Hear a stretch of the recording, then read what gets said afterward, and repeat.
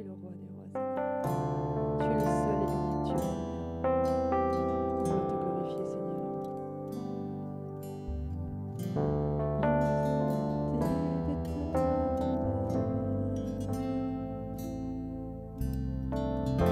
Me montre que je ne suis rien, mais quand tu fasses sonner la terre, merci Seigneur, j'étais déjà près de ton cœur.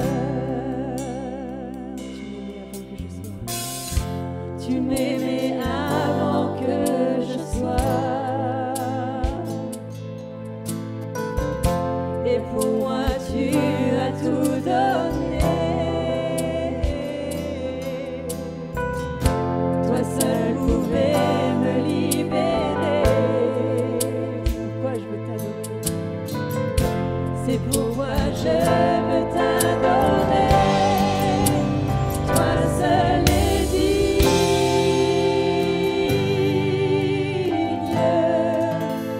de recevoir louange et gloire pour l'éternité. Toi seul est digne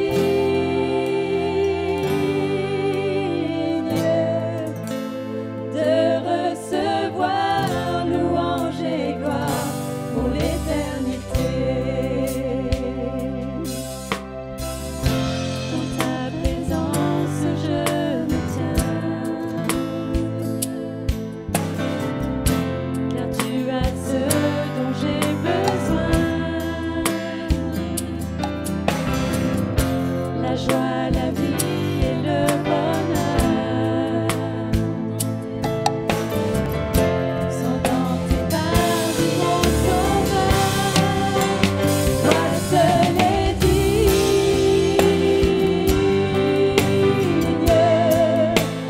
de recevoir louange et gloire pour l'éternité. Toi seul est digne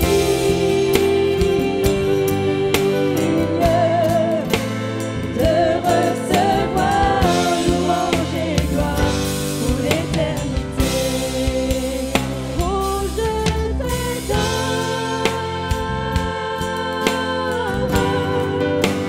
Oui, je t'adore.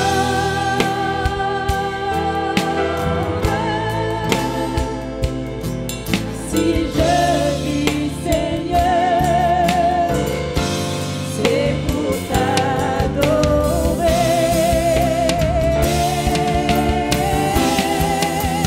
Oh, je t'adore.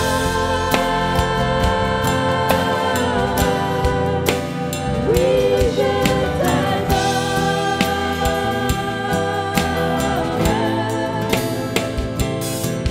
Si je vis, Seigneur,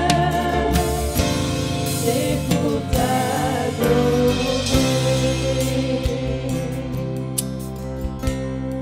Alléluia.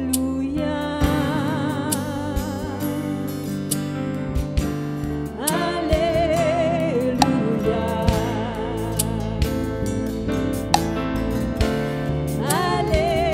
Alléluia.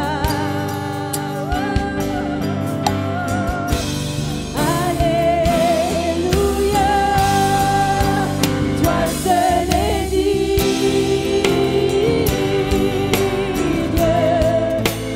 de recevoir louange et gloire pour l'éternité.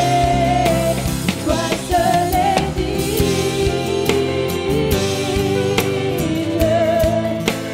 de recevoir louange et gloire pour l'éternité.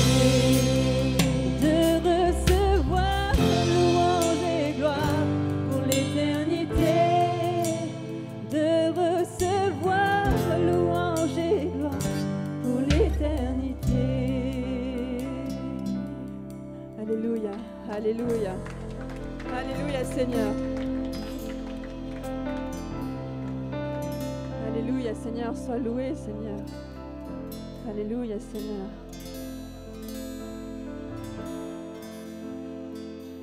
Quand je contemple ta sainteté et quand je contemple ta beauté et quand toutes les choses pâlissent à ta lumière, quand j'ai trouvé la joie pour le cœur, quand j'ai trouvé la joie près de ton cœur, quand je m'enveloppe de ton amour et quand toutes les choses pâlissent à ta lumière, oh je t'adore, oui je t'adore.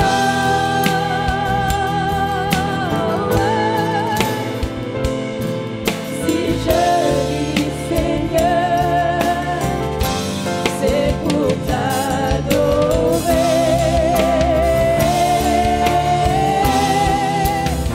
Oh je t'adore, oui je t'adore.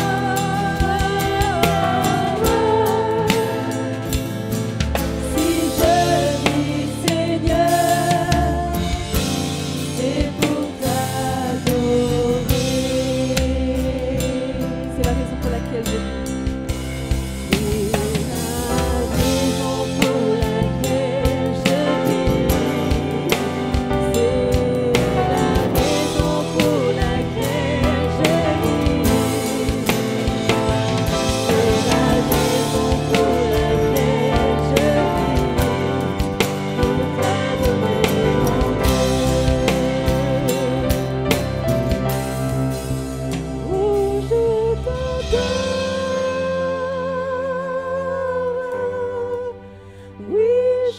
t'adore.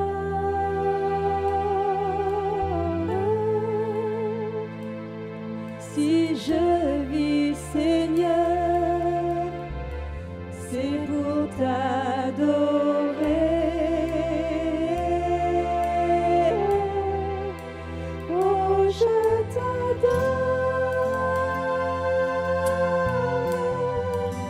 oui je t'adore.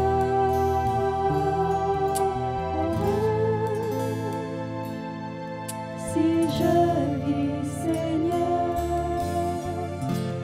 c'est pour t'adorer. Alléluia. Acclamation au roi.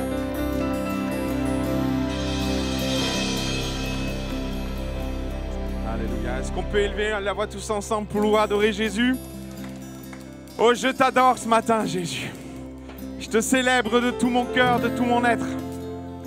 Je te rends toute la gloire. Je te rends tout le mérite qui t'appartient. Toute la reconnaissance de mon âme, toute la célébration de mon cœur. Je suis dans la joie.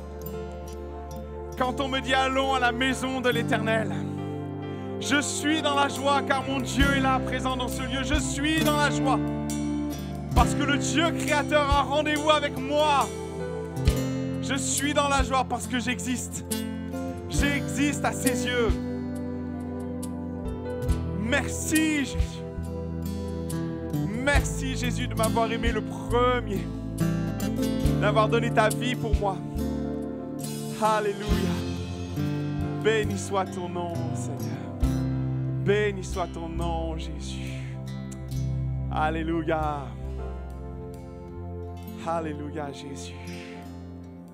J'aimerais peut-être, ce matin, on va changer un peu les habitudes. J'aimerais peut-être que deux personnes, est-ce qu'un monsieur et une dame pourraient juste prier pour moi, pour le message que je vais apporter ce matin. Simplement, librement. Amen.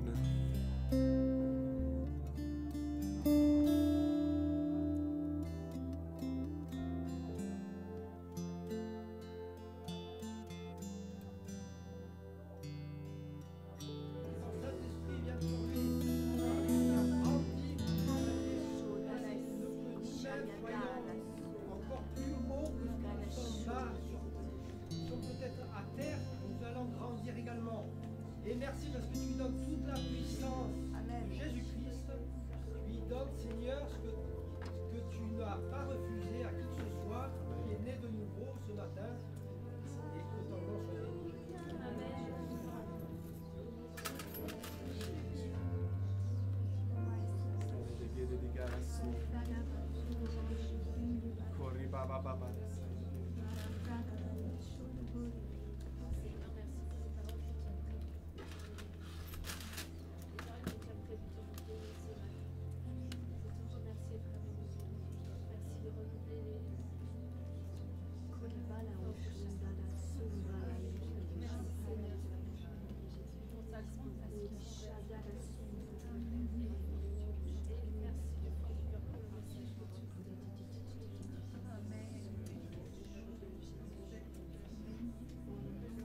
Seigneur Jésus. Seigneur, nous te louons et te bénissons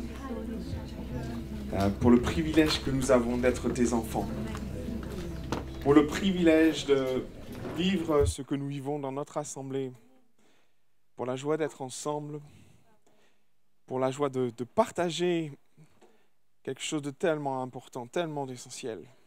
Le monde partage au travers de ses loisirs, le monde partage au travers du travail. Nous partageons Jésus. Et nous partageons l'essentiel, parce que sans toi, mon Jésus, peut-être beaucoup d'entre nous ne seraient pas plus là. Beaucoup peuvent confesser de la réalité de Christ dans leur vie, la guérison, le miraculeux de Dieu dans leur vie. Tu nous as sauvés. C'est notre point commun. Tu nous as sauvés. Et parce que tu nous as sauvés, nous t'aimons d'un amour véritable. Tu es notre point de ralliement. Tu es notre objectif commun. Tu es celui vers qui nous tournons nos regards. Merci, mon Jésus. Merci, Jésus. Amen. Amen.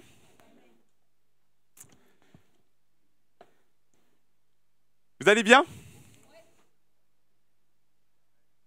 Il y en a deux qui vont bien là. Je vais faire ça au milieu. Est-ce que vous allez bien au milieu? Ok. Et de votre côté là, tout va bien? Vous avez la clim de ce côté-là, c'est pas mal. Hein, ça. Gloire à Dieu. J'ai vraiment, lorsque je réfléchissais à cette période de rentrée, on est dans cette période de rentrée, bien souvent, je me place devant Dieu, je dis, Seigneur, qu'est-ce qu'on doit envisager, ce à quoi on doit réfléchir. On se place devant Dieu, ça, c'est pas simplement apporter un message, c'est quelque chose qui se mûrit dans le temps, évidemment. C'est pas d'aujourd'hui ce que je vais vous partager, c'est quelque chose qui est venu sur mon cœur au fur et à mesure du temps et qui est corroboré aussi avec le sondage. Je sais que quelques-uns, au moins il y a plus de 60 personnes qui ont répondu au sondage, vous avez dû recevoir ce sondage. Et j'ai trouvé ça intéressant parce que Dieu plaçait des choses sur mon cœur que vous avez relevées et que je vais relever ce matin. Cela dit, il pourrait être étrange de parler de vision quand l'année dernière, je vous partageais une vision et j'aimerais faire une distinction entre la vision que je vous ai partagée il y a un an et celle que je vais vous partager aujourd'hui. Celle que je vous ai partagée il y a un an est une vision sur la durée. Je pense que Dieu dépose des choses qui ont une portée dans le temps, quelque chose, un objectif dans le temps. C'est pour moi comme un point que je m'attache à suivre dans certaines de mes décisions, de mes choix, des orientations que je fais. J'ai souvent le regard qui pointe vers cette vision-là que Dieu a déposée sur mon cœur. Quelque chose que Dieu a déposé depuis longtemps sur mon cœur. Et je voulais partager, c'était 1 Corinthiens chapitre 19. Ça devrait s'afficher, on va essayer en tout cas. Et c'est ce texte qui est magnifique, car bien que je sois libre à l'égard de tous, je me suis rendu le serviteur de tous afin de gagner le plus grand nombre. Et Paul termine, je me suis fait tout à tous afin d'en sauver de toute manière quelques-uns. Amen. Et je vais asseoir une nouvelle fois ce que j'ai partagé il y a un an dans l'idée que je rêve de cette église qui bâtit des ponts, qui bâtit des passerelles. Je rêve de cette église qui donne envie aux personnes qui ne connaissent pas Jésus de venir. Je rêve de cette église qui décide de bâtir ses passerelles. et nous y travaillons, nous y réfléchissons. Je m'attache devant Dieu à dire, Seigneur, qu'est-ce qu'il faut entreprendre, qu'est-ce qu'il faut faire, et on va continuer cette année à être cette église du tout à tous qui bâtit des ponts entre ceux qui ne connaissent pas Jésus et Jésus. Alors on a entrepris plein de choses cette année, il y a tout le travail dans lequel nous persévérons au travers de PE, il y a tous les projets annexes qui prennent place dans l'église. Cette année nous avons lancé la Gospel Academy. On peut rire de ce projet, mais très honnêtement il nous met en relation avec des gens qui ne connaissent pas Jésus. Et on finit par leur parler de Jésus, on finit par prier pour eux. Et je vous assure que de ce projet-là, vraiment, c'est une passerelle. C'est une passerelle. Et je bénis Dieu pour ça. Et il y en aura d'autres. Et je rends grâce parce que vous avez, en juin, décidé de faire une bascule administrative de ce local. À 100%, vous avez appuyé ce choix-là. Et pour moi, il y a comme une adhésion à ce projet-là, à cette volonté de faire de ce bâtiment, non pas une église, mais une passerelle. Parce que l'église, nous sommes l'église physiquement. Ne nous trompons pas, ce bâtiment n'est qu'un outil. Et il doit servir à aller chercher des gens et des personnes qui ne connaissent pas Jésus. Et bientôt, ce sera un outil à part entière et qui rentrera pleinement dans cette vision. Et allons plus loin. Parce que je ne vais pas me contenter de ce que nous avons là. Je rêve avec vous de ce que Dieu nous amène à déménager et avoir un local qui nous permet de rêver encore plus grand. Et je dépose ça chaque année et chaque semaine presque devant Dieu en disant « Seigneur, à quand l'aqueduc? À quand le pont de Brooklyn ?» Parce qu'une passerelle, à un moment donné, ça va. Hein, mais on a besoin de travailler à grande échelle. Nice est grande. L'agglomération niçoise est grande. Maintenant, si cette vision s'inscrit dans le long terme, vous comprendrez qu'une autre vision peut prendre place à une échéance moindre, à une échéance plus courte, plus brève. Et elle s'est inscrite dans mon cœur et c'était mon désir de partager ça avec vous. Elle est le fruit de ce que j'ai vu d'un an passé avec vous, à vos côtés. Elle est aussi le fruit de ce que j'ai entendu de vous.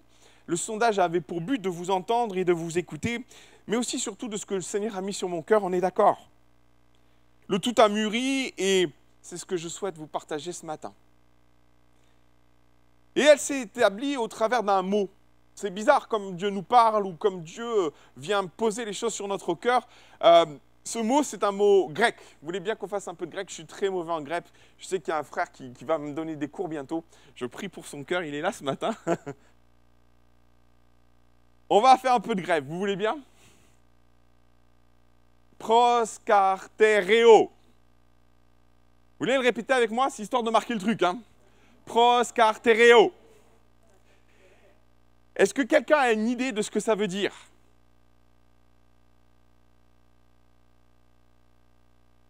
Parce que c'est beau de le dire, mais très honnêtement, il faut savoir le fond du truc. Hein. Proskartereo veut dire persévérer. Et lorsque je priais, il y avait sur mon cœur ce mot qui est revenu à plusieurs reprises. Et puis quand on fait le lien dans le passage dans lequel je veux nous inviter ce matin, et on va avancer sur la vignette suivante, dans Actes chapitre 2, le texte prend forme, l'Église est naissante, elle vit de nombreux défis. Vous imaginez le truc, alors que Pierre prêche, c'est la Pentecôte, il se passe quelque chose d'extraordinaire. Ils furent, sur cette parole, ils furent baptisés, et ce jour-là, le nombre des disciples augmenta de 3000 âmes. Est-ce qu'on est prêt? Est-ce qu'on est prêt?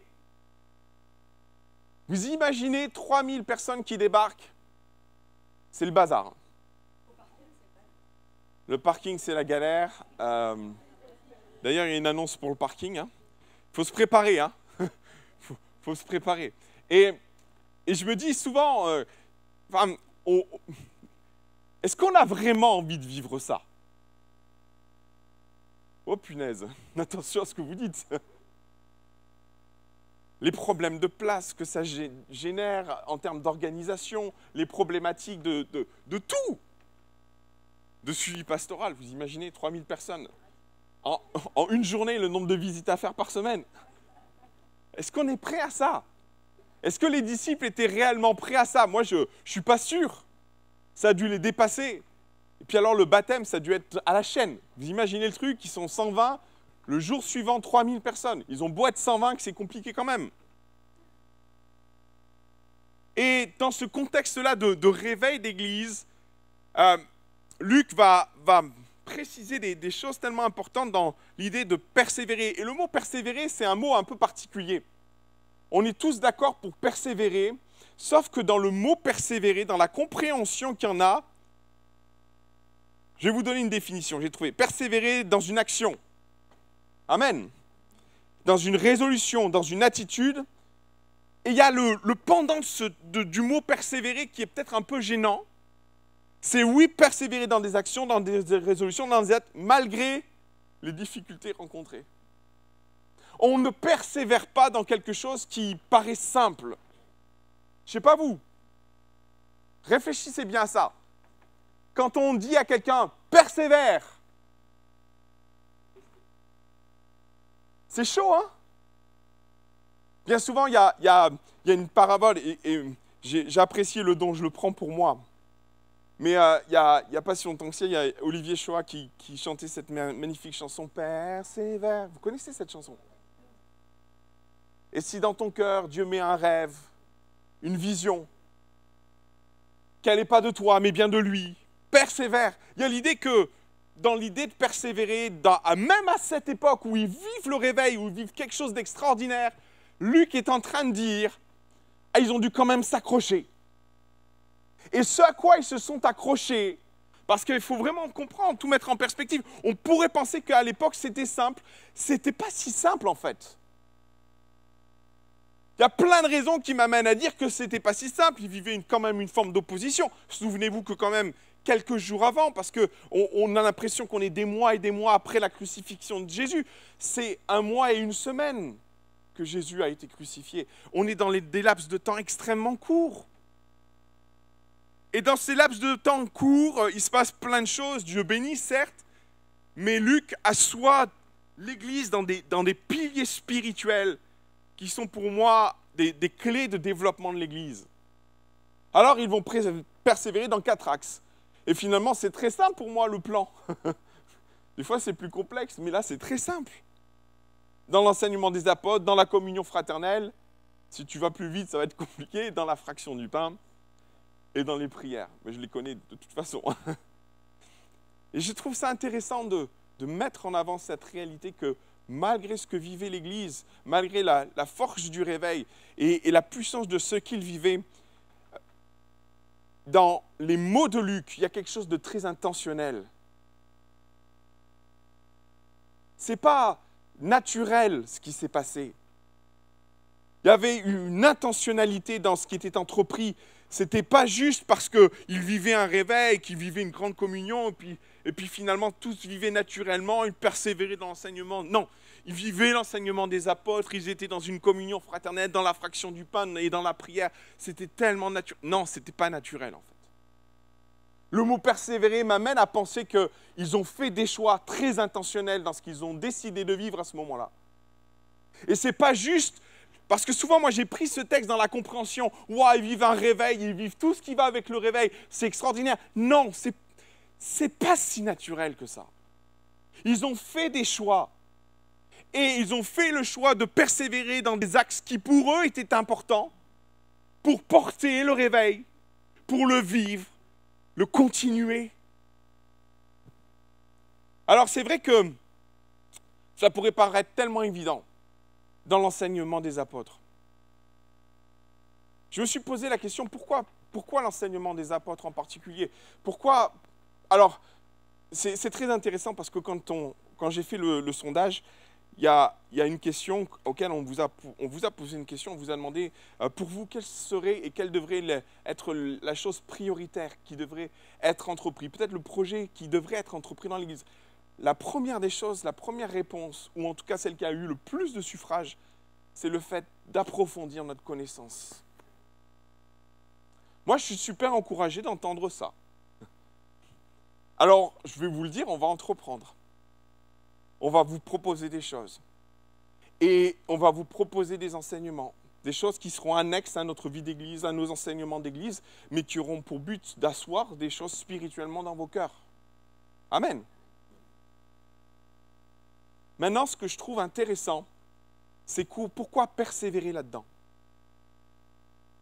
S'il y a tant de suffrages et d'amen là-dedans, pourquoi il y aurait un persévérer ou vivre ça malgré? Parce que c'est l'idée. Pourquoi persévérer dans l'époque, dans la parole de Dieu, dans l'enseignement des apôtres? Pourquoi vous n'entendez pas le malgré? Pourquoi persévérer là-dedans? Pourquoi c'est pas si évident que ça de persévérer dans l'enseignement des apôtres?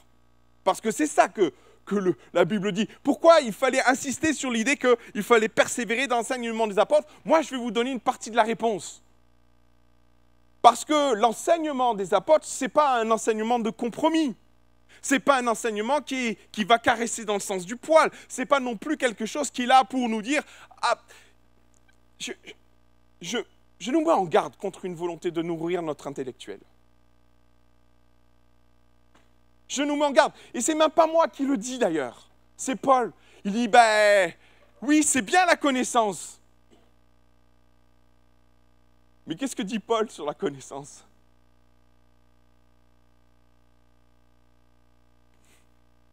Ça vous parle, non? Ça enfle. Par contre, Paul dit, si la connaissance est importante, et je nie pas l'importance de la connaissance, mais il dit trop de connaissance, ben, enfle. Par contre, qu'est-ce que dit Paul après derrière? L'amour édifie. Et si c'est important d'affermir nos connaissances, et à juste titre, parce que nous vivons aussi dans une génération où dès que vous allez sur Internet, vous trouvez des enseignements, je trouve tellement pertinent le texte quand il est dit « il persévérait dans l'enseignement des apôtres ». Mon frère, ma sœur, attention de ne pas persévérer dans l'enseignement, tout court. Parce que vous entendrez tout un tas de choses, de fausses doctrines.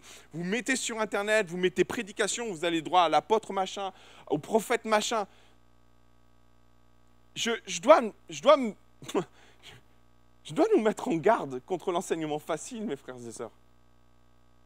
Je dois nous mettre en garde contre ça parce que finalement, je comprends la nécessité d'enseigner et je peux vous garantir qu'on va approfondir des thèmes et des sujets qui me semblent importants. Et je dois dire qu'il y a un intérêt à ça. Si peut-être il est une réponse à nos besoins de mieux comprendre, mieux appréhender les textes, il est aussi un besoin d'établir mieux et de nous établir mieux face aux dérives théologiques. Qu'en pensez-vous? Ce n'est pas moi qui dis que dans les derniers temps, ils se chercheront une foule de docteurs pour enseigner ce qu'ils ont envie d'entendre. Et je dois nous mettre en garde de la génération dans laquelle on est, qui peut nous vendre un évangile facile. Et je trouve ça tellement simple ou tellement sain de la part de dire « il persévérait dans l'enseignement des apôtres », bah allons-y. Avec l'idée que par moment, il viendra asseoir des choses dans lesquelles nous le savons, mais peut-être approfondir des choses et qui auront des vertus spirituelles en nous qui ne seront pas simplement de nourrir notre intellectuel, mais notre cœur, en fait.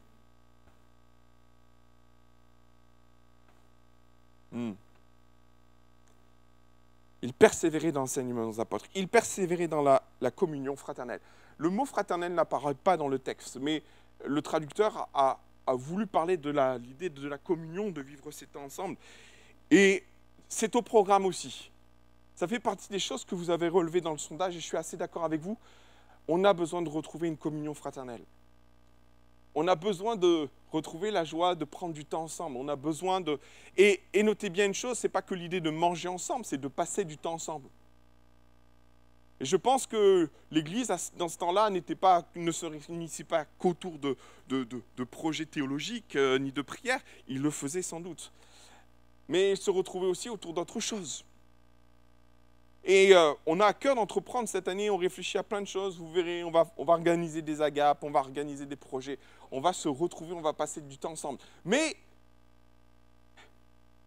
il y a encore le mot malgré. Parce qu'on est tous d'accord pour passer du temps ensemble, mais il persévérait dans la communion fraternelle. Il y a le pendant qui est dérangeant. Parce que si pour tout le monde, très honnêtement, on dit tous amen au fait de passer du temps ensemble, dans le concret et à le vivre, vous verrez que le mot persévérer reprend un...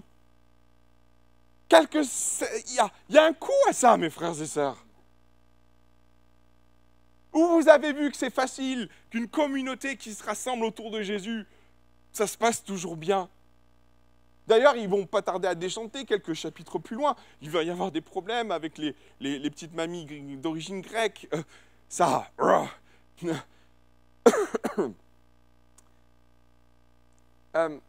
Ils persévéraient malgré tout.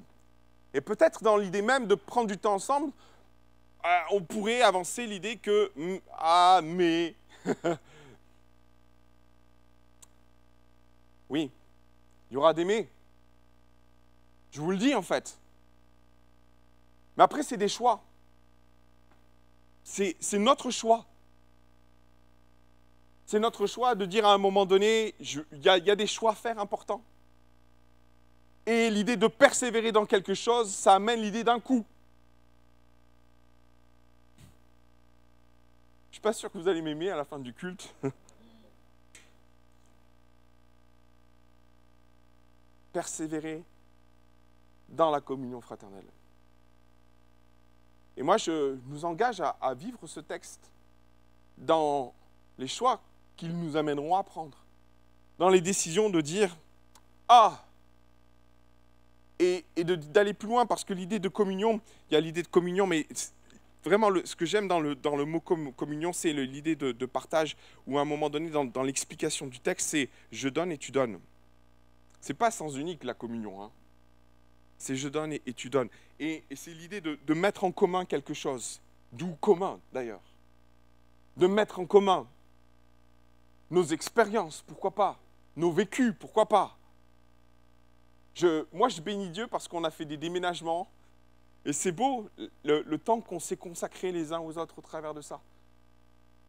C'est beau le temps que nous nous consacrons les uns aux autres, et il va falloir aller dans ce sens-là, parce que je crois que la mise en commun, elle permet une chose, de faire tomber les a priori ou les regards sur les personnes, ou les interprétations, ou la compréhension qu'on a des gens. En les connaissant, on comprend mieux les choses. Vous savez que le fait de mettre en commun, c'est une arme contre le jugement dans l'Église. C'est tellement facile de juger d'une situation sans connaître. C'est tellement facile de porter un jugement sur une situation, sur une façon de vivre, sur une attitude ou une posture. Mais la communion fraternelle, le fait de mettre en commun, ça va au-delà de manger ensemble, on est d'accord? C'est connaître l'autre. C'est faire le choix de dire « fais-moi rentrer un peu dans ta vie. Aide-moi à comprendre ce que tu vis. » Et vous savez, je vais asseoir ça sur notre cœur là, ce matin, c'est tellement fort. Finalement, la communion fraternelle, c'est vraiment une arme contre le jugement. Tu peux avoir le choix de juger d'une situation, ou tu peux avoir le choix de dire « Seigneur, qu'est-ce que je ne comprends pas ?» Et d'aller voir la personne et de dire « il y a certaines situations, certaines choses que je ne comprends pas », sans pour autant lui dire hey, « pourquoi tu fais ça, pourquoi tu fais… » Non, raconte-moi ta vie. Explique-moi. Que je comprenne ce que tu passes, que je comprenne ce que tu vis. On a besoin de communion fraternelle, on a besoin de passer du temps. Et là encore, il y a quelque chose de très volontaire, très intentionnel. Tellement plus facile de s'isoler, tellement plus facile de rester dans nos nouvelles habitudes, parce que c'est ce que le Covid a créé. On s'est un peu replié sur soi-même. Et finalement, ce constat-là, je vous en ai déjà parlé, c'est dans le milieu associatif que c'est dramatique, où on voit les associations qui sont en grande difficulté, où finalement le relationnel, ou le vivre ensemble, ou le fait de donner un peu de soi sur des projets qui ont des valeurs sociales, humaines, tire la langue. Il y a des associations à but caritatif qui ont fermé boutique parce qu'ils ont peut-être de l'argent, mais ils n'ont plus de bénévoles. Ce n'est pas notre cas. Merci Seigneur. Ce n'est pas notre cas. Mais je veux mettre sur la table le défi qui est le nôtre d'être très intentionnel et de ne pas laisser juste les choses telles qu'elles sont et de faire ce choix de communion. J'aimerais, mes frères et sœurs, vous qui êtes là depuis longtemps, d'avoir à cœur d'aller voir les personnes nouvelles, de leur parler, de les connaître, de dire hey, « ça nous fait plaisir que vous soyez au milieu de nous ». Est-ce qu'on peut se présenter? Est-ce qu'on peut prendre un temps ensemble? Et moi, je vais être très intentionnel avec vous qui nous joignez, qui nous rejoignez cette année. Inscrivez-vous au brunch d'accueil. C'est la semaine prochaine. Soyez intentionnels. Donnez-nous l'opportunité de vous connaître. Donnez-nous la chance de partager avec vous. Donnez-nous la chance d'échanger. Ça ne vous engage à rien. Je vous le dis. Par contre, on vous offre le repas. Donc nous nous engageons clairement. Et ça nous fait plaisir. Les annonces le rappelleront tout à l'heure. Persévérer dans la fraction du pain. Intéressant. La fraction du pain a soulevé tout un tas de questions théologiques sur qu'est-ce que Luc a voulu dire dans ce passage-là. Il y a la porte qui va claquer. La fraction du pain, vous la retrouvez dans plusieurs thématiques et très honnêtement, les théologiens se disputent de savoir est-ce que là, dans ce passage, Luc parle de la fraction de la Sainte Seine, du pain au travers de la Sainte Seine. Est-ce que c'est les agapes? Parce que c'était très présent dans l'Église. Moi, je vous dirais, dans le doute, on fait les deux.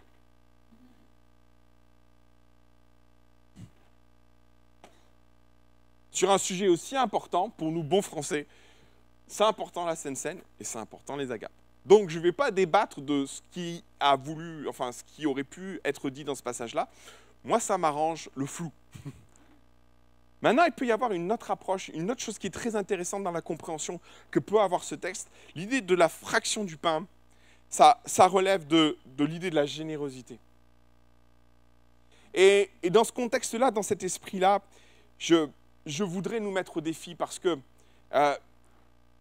souvenez-vous qu'il persévérait dans la fraction du pain. Il y avait l'idée bien souvent d'une mise en commun, et si vous lisez les textes dans les Actes des Apôtres, ils mettaient tout en commun. C'est violent, hein? C'est super violent. Et vous savez, des fois, on est super dur avec Ananias et Saphira, mais ils ont mis la moitié du champ quand même. Ah la vache! Hein, je ne sais pas, ça ferait quelque chose de devoir vendre votre propriété et même donner la moitié, quoi. C'est pas ce que je suis en train de vous dire ce matin. Mais souvent, et ce qu'on peut associer, une interprétation qu'on peut donner à ce texte dans l'idée du partage, c'est que bien souvent, il y en avait qui n'avaient rien. Et l'Église était faite de gens à cette époque qui avaient beaucoup et des gens qui n'avaient rien, des gens qui étaient pauvres. Et dans l'idée de la fraction du pain, c'est l'idée du partage, c'est l'idée de « j'ai, je te donne ». Alors, permettez-moi de transposer à ce que nous vivons. On n'a pas forcément aujourd'hui les mêmes difficultés, mais c'est l'idée de la générosité, en fait. Et la générosité, elle peut ne pas s'exprimer qu'au travers de l'argent, on est d'accord, hein?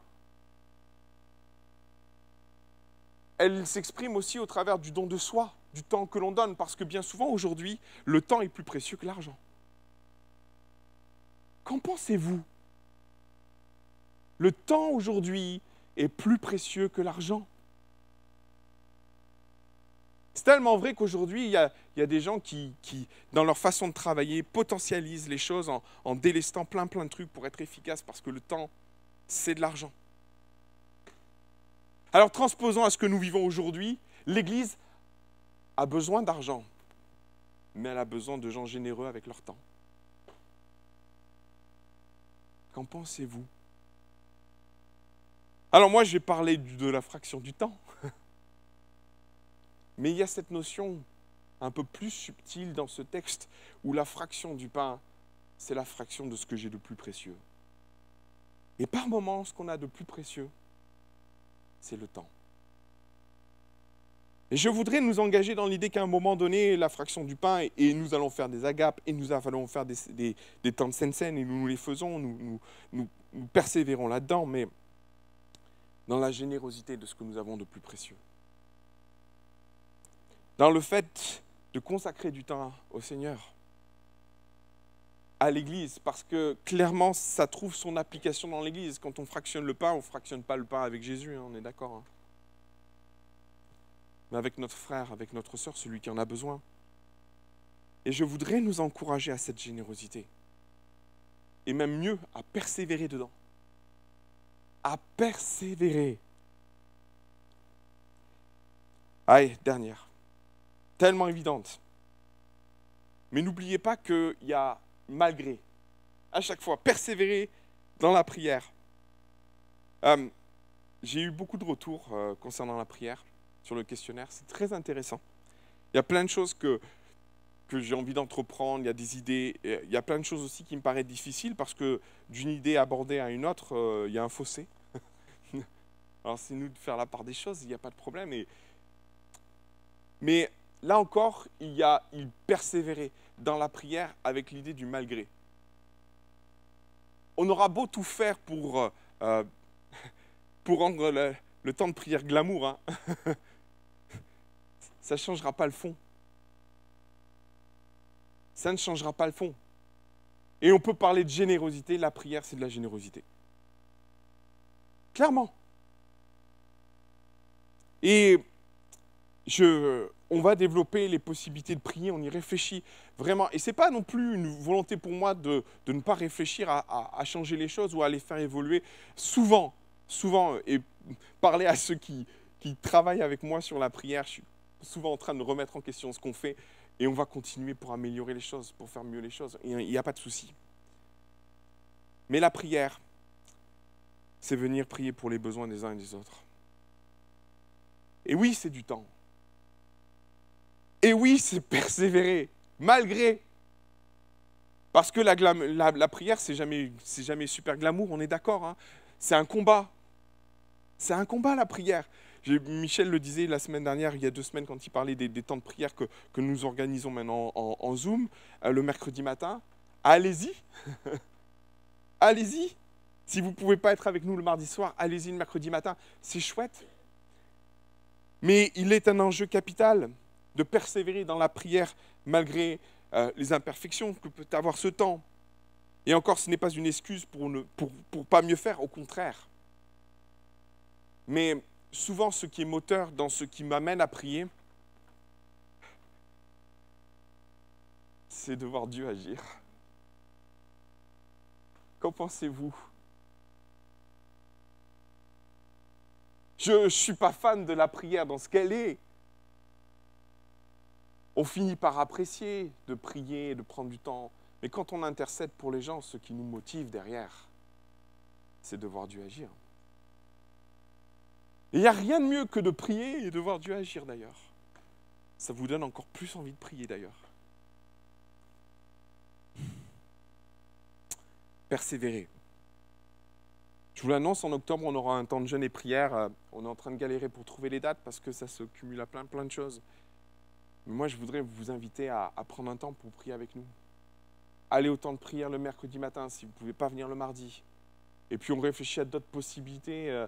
On en a parlé cette semaine au travers de groupes de maison. Peut-être ça serait peut-être plus propice pour certains en fonction de la localisation géographique. Vos idées sont les bienvenues. Mais au-delà même des idées, vos propositions, qui n'ont pas pour vocation que de me dire ce que j'ai à faire, mais de dire nous on veut relever le défi, sont les bienvenues. Parce qu'une église qui prie, à mon sens, c'est une chose qui est capitale. Et c'était un pilier de cette église qui vivait pourtant le réveil. Et auquel on pourrait penser que tout est facile. Non, c'est pas vrai. Tout n'était pas facile. Et pourtant, Luc va dire, il persévérait. Et il y avait une adhésion à ces 4 piliers. Et pour moi, cette année, et même ne serait-ce que pour aller plus loin, parce que, comprenez, si nous voulons que l'Église aille plus loin, elle va avoir besoin de ces 4 piliers. C'est une conviction pour moi. L'Église a eu besoin de ces 4 piliers pour grandir, pour grossir. Alors on est tous demandeurs de dire, oui Seigneur, remplis ce lieu des 3000. Mais j'ai envie de dire, s'il n'y a pas les piliers qu'il faut, c'est souvent ce que je me dis, Dieu ne nous met pas à l'épreuve. Parce que c'est une épreuve, 3000 personnes, vous voyez. Dieu nous préserve de certaines choses. C'est une bonne épreuve. Je suis d'accord avec vous. Mais à le vivre et pour l'avoir vécu, quand la croissance est là, ça tire, hein? Ça tire. Maintenant, je voudrais juste nous encourager à persévérer dans ces 4 piliers.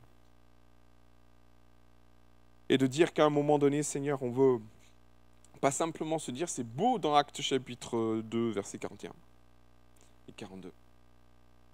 Mais de se les approprier et de dire, Seigneur, je vais faire peut-être un effort un peu particulier cette année. Dans l'idée de me former, d'être enseigné, mais ça, on verra. Dans l'idée même de la communion fraternelle, dans l'idée du partage, dans l'idée même de la fraction du pain, dans la générosité du temps que nous pouvons donner, et dans l'idée même de prendre du temps dans la prière. Et ce matin, alors que nous sommes réunis dans ce cadre de vision, et j'ai cette perspective sur mon cœur de cette vision lointaine, et Dieu jalonne comme des marches. Et c'est une marche pour moi qui me semble nécessaire pour notre assemblée, de franchir un cap spirituel. Dans notre besoin de grandir et d'approfondir notre connaissance, pas de souci. Dans notre besoin de vivre la fraction du pain, la communion fraternelle et l'élément fort que peut être la prière. Je veux nous encourager à relever le défi de persévérer dans ces domaines. Malgré. Et vous pourriez avoir beaucoup de malgré ce matin. Mais de dire, Seigneur, ok, il y a un défi et je veux le relever ce matin. Amen. Vous avez bien compris? Ça vous va? Alléluia. Jésus.